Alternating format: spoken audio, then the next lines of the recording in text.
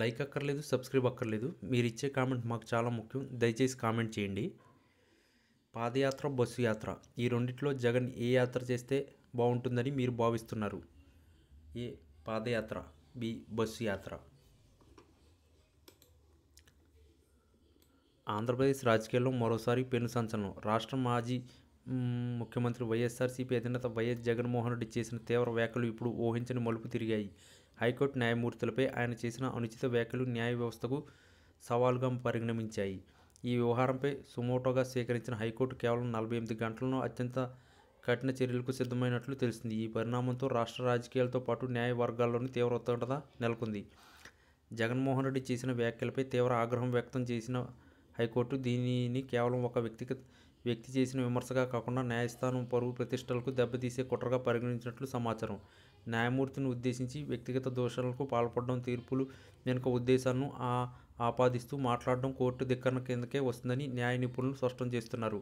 High court తీసుకునే నిర్ణయం చరిత్రాత్మక తీర్పుగా నిలిచే అవకాశం ఉందని, ఇది భవిష్యత్తులో రాజకీయ నాయకులు న్యాయ వ్యవస్థలపై చేసే విమర్శలకు ఒక గీటురాయి అవుతుందని విశ్లేషిస్తున్నారు. నిన్న జరిగిన కీలక విచారణలో అడ్వకేట్ జనరల్ ఏజీ కూడా కోర్టు ధిక్కరణ చర్యలకు మద్దతుగా గట్టి వాదనలు వినిపించినట్లు విశ్వసనీయ వర్గాల ద్వారా తెలుస్తుంది. ఒక మాజీ ముఖ్యమంత్రి హోదాలో ఉండి బాధ్యతాయుతమైన పదవిలో ఉన్న న్యాయమూర్తిపై ఎటువంటి నిరాధారమైన ఆరోపణలు చేయడం, బహిర్గంగా ప్రకటనలు చేయడం ప్రజా విశ్వాసాన్ని దెబ్బతీస్తుందని ఏజీ వాదించినట్లు సమాచారం. న్యాయ వ్యవస్థ స్వతంత్రతను కాపాడడానికి కోర్టు ధిక్కరణ చట్టం కింద తక్షణ చర్యలు అవసరమని ఆయన కోర్టుకు విజ్ఞప్తి చేశారు. ఈ అనూహ్య పరిణామం నేపథ్యంలో వైఎస్ఆర్సీపీ నాయకులు మరియు న్యాయవాదులు బృందం, ముఖ్యంగా జగన్ తరపున వాదించే ప్రముఖ న్యాయవాది పొన్నవాళ్ళ సుధాకర్ రెడ్డి తీవ్ర షాక్లో ఉన్నారు. హైకోర్టు నుంచి ఇటువంటి తక్షణ ఉగ్రచర్యను వారు ఊహించలేదని తెలుస్తుంది. కోర్టు ధిక్కరణ కేసులు విచారణకు సాధారణంగా కొంత సమయం పడుతుంది. కానీ ఈ కేసులో హైకోర్టు ప్రదర్శిస్తున్న వేగం న్యాయ వ్యవస్థ